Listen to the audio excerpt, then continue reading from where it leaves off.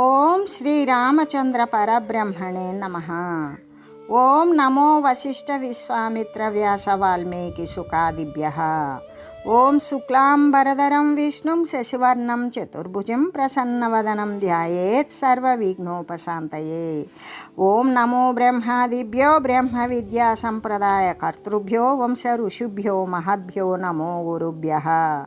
ఓం శ్రీరామో రామభద్రశ్చ రామచంద్రశ్చ శాశ్వతః రాజీవలోచన శ్రీమాన్ రాజేంద్రో రఘుపుంగవః. శ్రీ యోగ వాసిష్టము ఉపశమ ప్రకరణము. వాల్మీకి మహర్షి చెప్తూ ఉన్నారు, ఓ భరద్వాజ, మరి ఆ తర్వాత శ్రీరామచంద్రునికి తప్ప మిగతా వారంతా కూడా దానికి సంబంధించినటువంటి ఆలోచనతో, అంటే నిద్ర మొదలైనటువంటి వ్యవహారాల చేత ఆ రాత్రి అంతా కూడా క్రమంగా ముహూర్త కాలంలోనే గడిచిపోయింది. అంటే మిగిలిన వారంతా కూడా నిద్రపోయారు. అయితే రామచంద్రుడు మాత్రం ఏ విధంగా నిద్రపోలేదు అంటే, గజ శిశువు గజమును స్మరించినట్లుగానే, అంటే ఏనుగు పిల్ల ఏం చేస్తుంది, దూరంగా ఉంటే ఆ ఏనుగుని, పెద్ద ఏనుగునే గుర్తుకు తెచ్చుకున్నట్లుగా సంస్మరిస్తూ అది స్మరిస్తూ ఉండినట్లుగానే శ్రీరామచంద్రుడు వశిష్ఠ మునీంద్రుని చేత ఉపదేశింపబడినటువంటి ఆ మధురమైన వాక్యాలను, ఉదారమైనటువంటి ఆ వచనాలను ఈ ప్రకారంగా చింతన చేస్తూ ఉన్నాడు. అయితే ఏమని, ఈ సంసార భ్రమణమేమి, ఈ మనుజులు ఎవరు, మరి ఈ విచిత్ర ప్రాణి సమూహం అంతా కూడా ఎక్కడి నుండి వచ్చింది, ఇదంతా ఎక్కడికి పోతూ ఉన్నది, మనసు యొక్క స్వరూపం ఏమిటి, ఈ మనస్సు ఎలా శమిస్తుంది, ఈ మాయ దేని నుండి ఉద్భవం అయింది, ఇది ఎలాగ నివారింపబడుతుంది, ఈ మాయ నివారింపబడలేదనుకో, మరి దీని యొక్క గుణమేమిటి, దీని యొక్క దోషమేమిటి, ఆకాశం కంటే కూడా విశాలమైన ఆత్మ ఈ విధంగా సంకోచాన్ని ఎట్లు పొందింది, అంతేకాదు ఈ యొక్క మనసు నశించేటువంటి దానిని గురించి, ఇంద్రియ జయము గురించి, ఆత్మను గురించి వశిష్ఠ మునీంద్రులు ఏమి చెప్పి ఉన్నారు అని అనుకుంటూ, ఈ జీవ చిత్త మనసు మాయ మొదలైనటువంటి రూపాల యొక్క ఈ అసన్మయమైనది, అంటే అసద్రూపంతో నిండిపోయినటువంటిది ఈ సంసారమును ఆత్మయే విస్తరింపజేస్తూ ఉన్నది. మరి మనస్సును మాత్రము చేత, అంటే ఇది దేని చేత బంధింపబడి ఉంటుంది, మనస్సు అనేటువంటి మాత్రం చేత, మనసు మాత్రము చేతనే బంధింపబడి ఉన్నటువంటి ఈ జీవుని యొక్క చిత్తము, అంటే మనస్సు దానిచే కల్పించబడినటువంటి లేకనే కనబడేటువంటి ఏ మాయ అయితే ఉన్నదో, అందుకే ఈ మనోసంకల్పాలు మనోమాయాదులు కూడా సంక్షయించగా దుఃఖోపశమనం అనేటువంటిది సిద్ధిస్తుంది. అప్పటి వరకు కూడా ఏమాత్రము కూడా దుఃఖము అనేటువంటిది నశించదు. కాబట్టి వీరిని సులభంగా వినాశం చేయడం కోసం తగినటువంటి ఉపాయము ఎక్కడ ఉన్నది, ఎలా ఉన్నది అని అనుకుంటూ, అంతేకాదు ఇవన్నీ కూడా ఆయన పడుకొని, అందరూ కూడా ఎవరి వాళ్ళ ఇళ్ళకి వెళ్ళిపోయారు, అందరూ పడుకున్నారు, నిద్రపోయారు. కానీ రామునికి మాత్రం శ్రీ వశిష్ఠ మహాముని చెప్పినటువంటి విషయాలను గురించి ఆయన ఈ విధంగా తర్కించుకుంటూ, వాటిని ఆలోచన చేస్తూ, హంస అనేటువంటిది పాలల్లో నీళ్లు కలిపి అక్కడ పెడితే అది కేవలం పాలను మాత్రమే త్రాగి నీటిని వదిలివేస్తుంది. అంటే పాలు నీళ్లు ఏకమైన స్థితిలో మనకు కనబడిన ఆ హంస అనేటువంటిది మాత్రం పాలని నీళ్ళని కూడా ఏరు చేయగలిగినటువంటి సమర్థత ఉన్నది. అలాగే ఈ విషయభోగాలు అనేటువంటి మేఘపంక్తితో కూడినటువంటి బుద్ధి అనేటువంటి కొంగను ఆత్మ నుండి ఎట్లా వేరుపరచాలి, విషయభోగాలలో ఈ బుద్ధి అనేటువంటిది బాగా మరి లగ్నమై ఉన్నది, దాని ఎందే మగ్నత చెంది, దాని ఎందే నిలబడి మరుపు చెంది ఉన్నది. అందుకే ఇన్ని దేహాలు అవసరపడుతూ ఉన్నాయి. అట్లా విషయభోగాలలో లీనమై ఉన్నటువంటి బుద్ధిని ఆత్మ నుండి మరి ఎలా వేరుపడింది, అసలు ఎట్లా వేరు చేయాలి అని అనుకుంటూ, భోగాస్త్యక్తుం నశక్యంతే తత్యాగేన వినావయం ప్రభవామో న విపద మహో సంకటమాగతం. ఏమనుకున్నాడు అంటే పాలను నీళ్లను వేరు చేయగలిగినట్లుగానే, నీటిని వదిలేసి పాలును త్రాగినట్లుగానే విషయాల వెంటబోయేటువంటి బుద్ధిని మరి ఎప్పుడు దాని నుండి వేరు చేయాలి. ఏ విధంగా విషయాలను అనేటువంటి వాటిని ఆత్మ అనబడేటువంటి బుద్ధి ఉన్నది కదా, ఆ బుద్ధి అంటి ఉన్నది. అందుకని ఆత్మ నుండి విషయభోగాలు ఎలా వేరు చేయగలగాలి అని ఆలోచన చేస్తూ, అంతేకాదు భోగము అనేటువంటిది త్యజించడానికి శక్యాలేనా? మనం అనుభవించేటువంటి అనుభవాలు అనేటువంటివి అనుభవ సిద్ధాలు, అవి వదిలిపెట్టడానికి సాధ్యమవుతుందా? కావు. కాబట్టి ఎలాగంటే వానిని వదిలిపెట్టడం చేతనే జీవితమే అసంభవం అవుతుంది. ఏ విధంగా అటువంటివి కనుక వదిలివేసినట్లయితే ఇక జీవితమే సంభవించదు. కానీ వాటిని కనుక వదిలేసామా, వదిలిపెట్టలేదా, ఆ విషయభోగాలు అనేది కనుక వదిలిపెట్టలేదనుకో, మరి ఆపదలు, క్లేశాలు, ప్రమాదాలు, విపత్తులు, ఈ జీవికి దేహధారణలు అనేటువంటి ప్రమాదాలు ఎప్పటికీ నశించవు.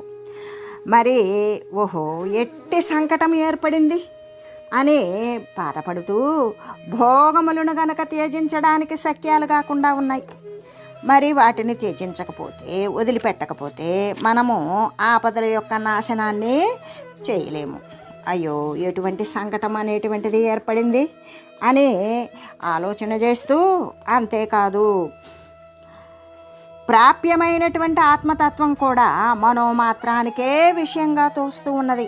మనకి ఏదైతే ప్రాప్యమైందో ఆత్మతత్వము అనేటువంటిది, అది ప్రాప్యమైనదా అంటే ఎల్లవేళలా కూడా సిద్ధించినది. అటువంటి నిత్యోదితమైనటువంటి ఆత్మతత్వం కూడా మనసు మాత్రం చేతనే విషయంగా దోస్తూ ఉన్నది. అంతేగాక నీ మనసే బాహ్యమైన విషయజాలమునందు సిద్ధింపజేయటానికి కారణం కూడా అయ్యున్నది. కాబట్టి ఇది అజ్ఞాన కారణము చేత బాలునకు ఏ విధంగా పసివానికి వాడు ఊహించుకున్నటువంటి బేతాళంలాగానే ఇది మనకి చాలా భారమైనదిగా, గురుతరమైనదిగా మనకు సంప్రాప్తించింది. కాబట్టి సంసార భ్రమ అనేటువంటిది రహితమై పరమశాంతిని గనక పొందినచో, ప్రియుడు లభిస్తే గనక తరుణ స్త్రీ అన్యుని వరి స్మరించనట్లుగానే ఇష్టమైనటువంటి పురుషుడు మరి సమీపానికి వచ్చినప్పుడు ఆ యవ్వనవతి అయినటువంటి స్త్రీ ఇతర పురుషుణ్ణి స్మరించకుండా ఉన్నట్లుగానే ఈ బుద్ధి కూడా అన్య పదార్థాలను ఎప్పటికీ చింతించదు. ఎందుకు? సంసార భ్రమ అనేటువంటిది నశించింది కాబట్టి, అది పరమశాంతిని పొందింది కాబట్టి. కథోపశాంత సంరంభం విగతాశేష కౌతుకం అపాపమాత్మ విశ్రాంతం మమ స్యాత్ పావనం మమ మనః. కాబట్టి ఓ భగవానుడా అంటే తనలో తాను అనుకుంటూ ఉన్నాడు శ్రీరామచంద్రుడు, ఓ భగవానుడా నా మనసు క్రోధరహితమై అంటే కోపం లేనిది అయి, కామవర్జితమై కోరికలను వదిలివేసినది అయి, అతి పవిత్రవంతమై పాపము నశించినది అయి, ఆత్మపదమును నేను ఎప్పుడు విశ్రాంతిని పొందుతాను అని అనుకుంటూ నా మనసు కోపము నశించినది, కోపం లేకుండా ఉన్నది అయి, కోరికలను వదిలేసినది అయి, పవిత్రవంతమై పాపరహితమై ఆత్మపదమును నేను ఎప్పుడు విశ్రాంతిని పొందుతాను అని అనుకుంటూ, అంతేకాదు మరి సర్వకళా పరిపూర్ణమైనటువంటి చంద్రుని కంటే కూడా శీతలమైన సప్తభూమికారూపమైనటువంటి సప్తమ అంటే 7వ భూమికారూపమైనటువంటి జీవన్ముక్తి సుఖమందు దృఢపూర్వకంగా విశ్రాంతిని పొంది ఈ జగంబును నేను ఎప్పుడు విహరిస్తాను?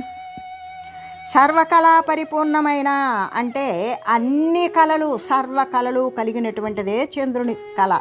అటువంటి చంద్రుడు పున్నమి నాటి రాత్రి సర్వకళలు కూడా ఆ విధంగా వెన్నెల రూపంతో మరి బయటకు వస్తాయి. అలాంటప్పుడు సర్వకళాలతో నిండిపోయినటువంటి చంద్రుడి కంటే కూడా ఇంకా అంతకంటే మించి ప్రసన్నమైన శీతలమైనటువంటి స్థితి ఏమిటి అంటే 7వ భూమిక. అసలు సప్తజ్ఞాన భూమికలు అన్నప్పుడు శుభేచ్ఛ, విచారణ, తనుమానసి, సత్వాపత్తి, అసంశక్తి, పదార్థ భావని, తుర్యగా అయితే ఇటువంటి చంద్రుని కంటే కూడా శీతలమైన ప్రసన్నమైనటువంటి స్థితిలో ఉండేటువంటి స్థితి ఏమిటి అంటే సప్తభూమికా రూపమైనటువంటి జీవన్ముక్తి సుఖము. అంటే అదే తుర్యగా. అటువంటి తుర్యగా అనేటువంటి పాత్రను వహించి ఇక జీవన్ముక్తి తత్వము జీవించి ఉండగానే ముక్తత్వం పొందినటువంటి సుఖమునందు దృఢపూర్వకంగా విశ్రాంతిని పొంది ఈ జగమునందు నేను ఎప్పుడు ఇలాగా నేను విహరిస్తాను అంటే అంత ప్రశాంతితో అని అనుకుంటూ, అంతేకాదు రకరకాలైనటువంటి కల్పనలతో కూడిన నా మనసు తన యొక్క తుచ్చ రూపాన్ని వదిలివేసి ఆత్మయందు లీనమై జలమందు తరంగంలాగానే ఎప్పుడు శాంతిస్తుందో.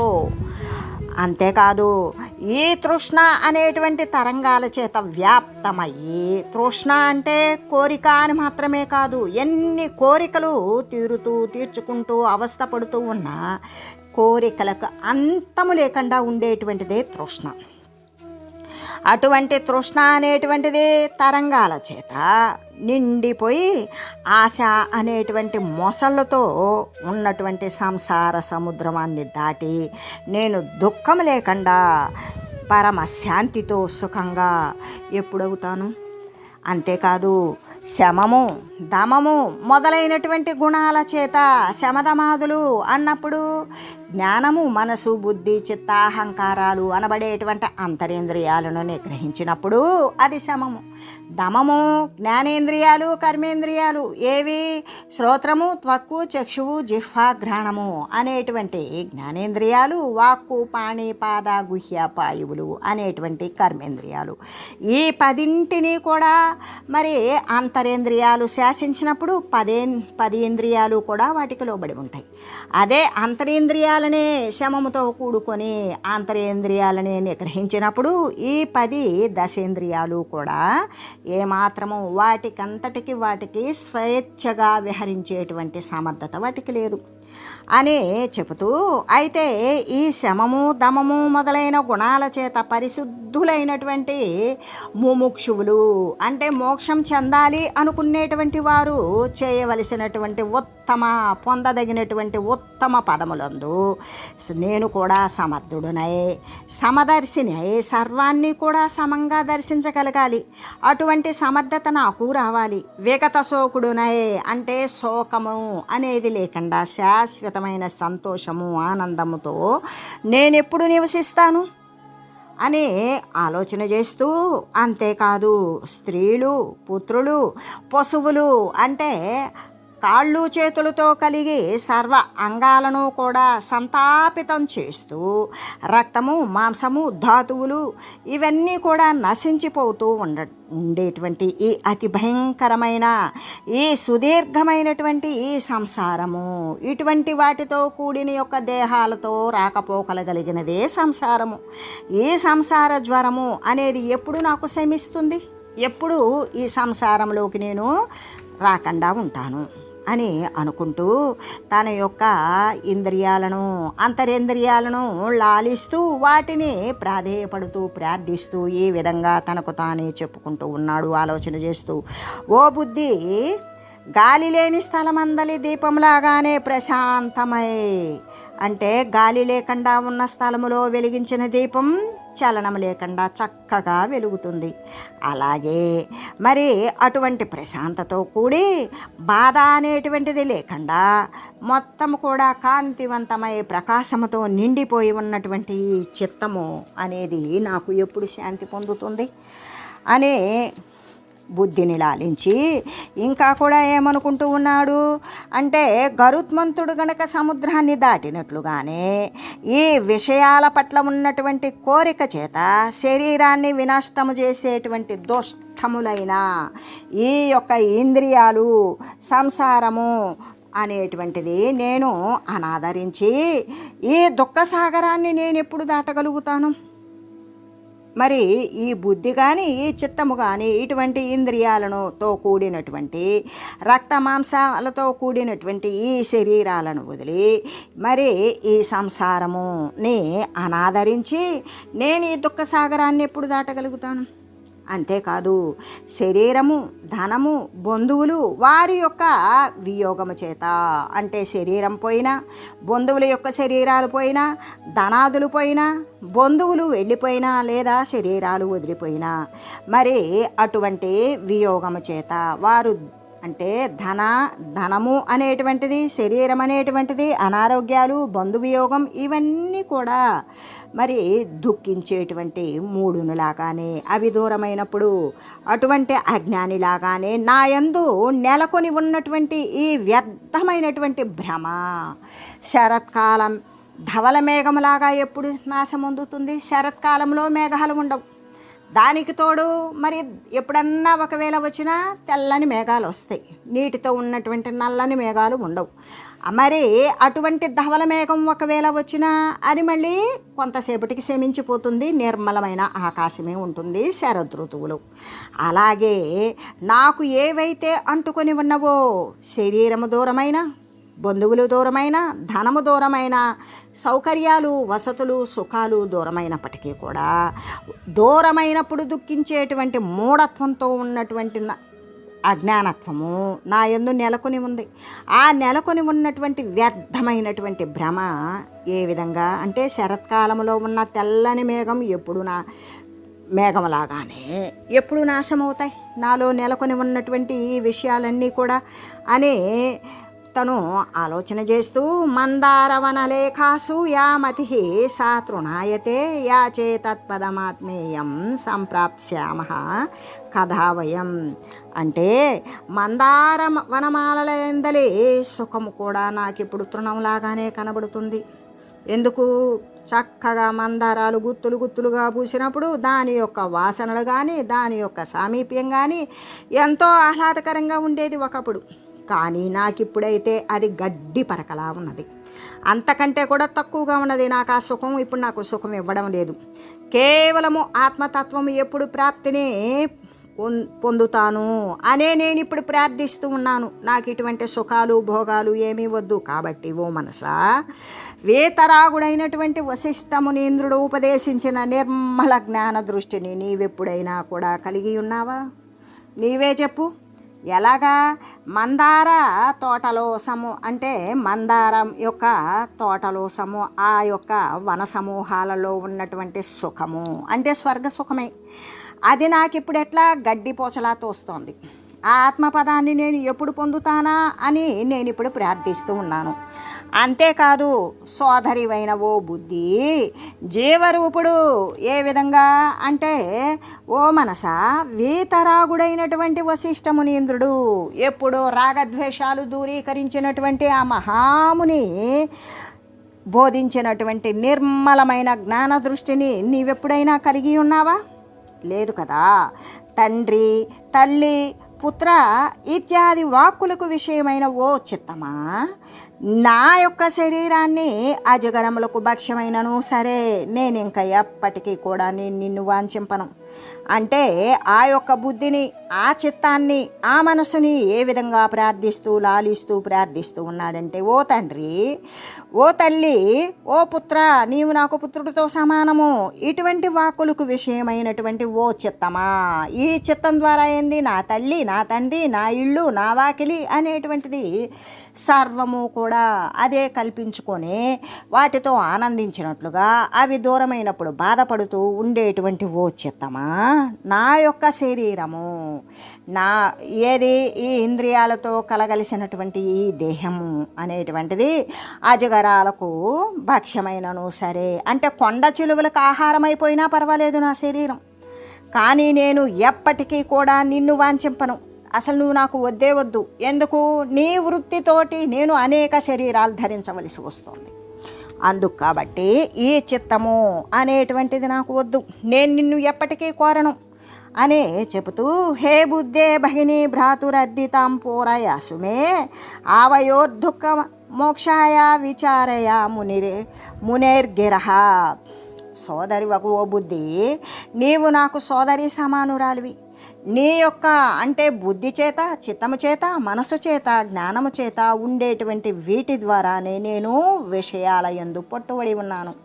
మీరే కనుక మంచిగా నాకు సహకరించారా, అప్పుడు నేను పరమాత్మ తత్వమునందు నేను నిలకడగలిగి ఉంటాను అనే విషయాలను గురించి, తన యొక్క ఇంద్రియాలను గురించి, తన యొక్క అంతరేంద్రియాలను గురించి తను లాలనగా ప్రార్థిస్తూ మిక్కుటంగా వాపోతూ శ్రీ వశిష్ఠదేవులు బోధించినటువంటి విషయాలను మాత్రమే మీరు అనుసరించండి. ఆ బోధ ప్రకారం ఉండేటువంటి పారమార్థిక తత్వం వైపు పయనించి పరమాత్మ తత్వాన్ని పొందండి అని. అదే ఒక చోటైతే శరీరాన్ని శరీరంతో గోళ్లతో రక్కుకొని పళ్ళను పళ్ళతో కొరుక్కొనైనా నీవు ఇటువంటి విషయాన్ని సాధించవలే అని చెప్పినటువంటి ఇదే విషయాన్ని, ఈ ఆధ్యాత్మిక విషయాన్ని ఈ యొక్క శ్రీరామచంద్రుడు తనలో తాను ఏ విధంగా అంటే పశ్చాత్తాపడుతూ తన యొక్క ఇంద్రియాలను అంతరేంద్రియాలను ప్రాధేయపడుతూ బ్రతిమిలాడుతూ వినయపూర్వకంగా వాటిని గురించి చెబుతూ ఉన్నాడు. అంతేకాదు సోదరివగు ఓ బుద్ధి, జీవరూపుడగు నీ సోదరుని ప్రార్థనను శీఘ్రముగా ఈడేర్చు. నేను నీకు సోదరుడు లాంటి వాణ్ణి. నన్ను మళ్ళీ కూడా విషయ వాసనల వేపకు లాగకు. ఎందుకు? జీవరూపుడైనటువంటి నేను శరీరాన్ని ధరించి ఉన్నాను, శరీరాంతర్గతంగా ఉన్నటువంటి సాక్షిత్వ చైతన్యంతో ఉన్నాను. అది మరి బుద్ధి అనేటువంటి నీ ద్వారా మళ్ళీ నేను విషయజాలం వైపుకు వెళ్ళకుండా చేయు. అంతేకాదు నా ప్రార్థనను ఆలకించు, శీఘ్రముగా నా కోరికను తీర్చు. అలా అయితే మన ఇరువురికి కూడా మోక్షం లభిస్తుంది. ఎందుకు? నాయందు అంతర్భూతమై ఉన్నటువంటి బుద్ధి నీకు ముక్తత్వం లభిస్తుంది, నాకు లభిస్తుంది. కానా వశిష్ఠ మునీంద్రుని యొక్క వచనాలనే నీవు చింతన చేయుము అని చెబుతూ, అంటే ఓ సోదరివైనటువంటి ఓ బుద్ధి, జీవరూపుడైనటువంటి నీ సోదరుని యొక్క ప్రార్థనను వేడుకోలును నీవు శీఘ్రంగా ఈడేర్చు. అలాగైతే మన ఇద్దరికీ కూడా మోక్షం అనేది లభిస్తుంది. కాబట్టి వశిష్ఠ మునీంద్రుని యొక్క వచనాలను చింతన చేయుము అని చెబుతూ, త్వాం పాదపతితః ప్రీత్యా యాచే సతి సుతే మతే తేన భవ్యే భవోచ్ఛేద భూతయేసు స్థిరా భవ. సాధ్వియు పుత్రరూపిణి అయిన ఓ మతి, అంటే ఓ మనస్సా, నేను నీ పాదాలపై పడి మరీ వేడుకుంటున్నాను. ఓ మనసా, నువ్వెటువంటి దానివి? పరమసాధ్వివి, పుత్రరూపిణివి, అంటే నీవే నా కుమారుని లాంటివాడవు. అయినా నేను నీ పాదాలపై పడి వేడుకుంటూ ఉన్నాను. నా ప్రార్థనను అనుసరించు అంటే తన యొక్క ఇంద్రియాలను ఈ విధంగా లాలించి ప్రార్థించడం చేత అవి ఒకంత మృదువుగా లాలిత్యముగా మారి దైవికంగా ఆయనకు ఎవరైతే దానిని ప్రార్థిస్తూ ఉన్నారో వారికి తగినటువంటి మరి త్రోవనే చూపుతాయి. దాని నిమిత్తంగానే శ్రీరామచంద్రుడు తన యొక్క అంతరేంద్రియాలను ఈ విధంగా ప్రార్థిస్తూ ఏమని, నేను నీ పాదాలపై బడి వేడుకుంటాను ఓ మతి, నా ప్రార్థనను అనుసరించి ఈ సంసారాన్ని విచ్ఛిన్నం చేసేటువంటి మరి భవ్య రూపమైనటువంటి పూర్ణ పదప్రాప్తి కోసం సంసిద్ధమై ఉండు. సంసారాన్ని విచ్ఛిన్నము చేయు. అంతేకాదు భవ్య రూపమైనటువంటి పూర్ణ పదప్రాప్తి ఏంటి? పరమాత్మతత్వము. దానిని సిద్ధింపజేసుకోవడం కోసం నువ్వు సిద్ధమై ఉండు అని చెబుతూ, ఓ సాధ్వీయకు బుద్ధి, నేను నీ పాదాల మీద పడి వేడుకుంటూ ఉన్నాను. నా ప్రార్థనను అనుసరించు, సంసారాన్ని విచ్ఛిన్నము చేయు, భవ్య రూపమైనటువంటి పూర్ణ పదప్రాప్తి కోసం సంసిద్ధమై ఉండు అని చెబుతూ, అంతేకాదు వశిష్ఠ మునీంద్రుడు మొట్టమొదట వైరాగ్యాన్ని బోధించాడు. అందుకే రాఘవ వైరాగ్య ప్రకరణము అని చెప్పబడింది ఈ శ్రీ వశిష్ఠ సంవాద రూపమైనటువంటి ఈ యొక్క శ్రీ వశిష్ఠ గీతలో యోగ వాసిష్టంలో. అయితే శ్రీ వశిష్ఠ మునీంద్రుడు మొట్టమొదట ఏమి బోధించారు? వైరాగ్యాన్ని గురించి బోధించారు. అందుకే ఆ ప్రకరణానికి రాఘవ వైరాగ్య ప్రకరణము. అదే ఆ తర్వాత ముముక్షువుల యొక్క ఆచారాలను, అంటే మోక్షము చెందాలి అనుకునేటువంటి వారి యొక్క ఆచార వ్యవహారాలను గురించి మరి చాలా చక్కగా వివరంగా విశదంగా తెలియజేశారు. అదే ముముక్షు వ్యవహార ప్రకరణము అనే దాని చే అని చెప్పబడుతూ, అంతేకాదు ఆ తర్వాత ఏం చేశారు? ఉత్పత్తి క్రమాన్ని వచించారు. అసలు ఉత్పన్నం ఏ విధంగా అవుతాయి అనేటువంటి దానిని గురించి విస్తారంగా తెలియజేయబడినటువంటి ప్రకరణమే ఉత్పత్తి ప్రకరణము. ఆ తరువాత అనేక దృష్టాంతాల చేత మనస్సును హరింపజేసేటువంటి విజ్ఞానముతో కూడినటువంటి అధికారి జనులకు కూడా సులభంగా అర్థమయ్యే రీతిగా ఈ స్థితి ప్రకరణమున చెప్పబడింది. అనేక రకాలైనటువంటి ఉపాఖ్యానాలు, అనేక రకాలైనటువంటి సాదృశ్యాలు, అనేక రకాలైన ఆఖ్యాయికలు చేసి దాని ప్రకారం ఏ విధంగా అంటే ఈ యొక్క ఉత్పత్తి అనేటువంటిది అంటే స్థితి ప్రకరణంలో ఏ విధంగా స్థితి కలిగి ఉండవలే, ఆ స్థితి ఏ సద్వస్తువునందు స్థితి కలిగి ఉన్నామో దాని ప్రకారమే అటువంటి ఫలితాన్ని పొందుతాము అనే విషయంలో అది స్థితి ప్రకరణము చెప్పారు.